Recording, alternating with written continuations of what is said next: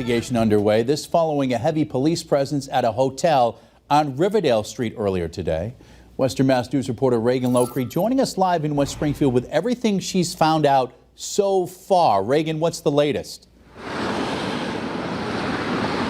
Yeah, Chris, West Springfield police responded early or late this morning here to the Red Carpet Inn in West Springfield, where they found a female in the parking lot suffering from a gunshot injury. Now, they rushed her to Bay State, and unfortunately, she died from her injuries.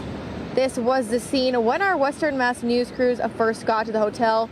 There were several police cruisers as well as yellow caution tape blocking off parts of the parking lot at the time. West Springfield police did confirm that they were working on an active crime scene. We're told West Springfield Police, Massachusetts State Police, and the Hampden District Attorney's murder unit are currently conducting a homicide investigation. We will bring you new information as that becomes available to us.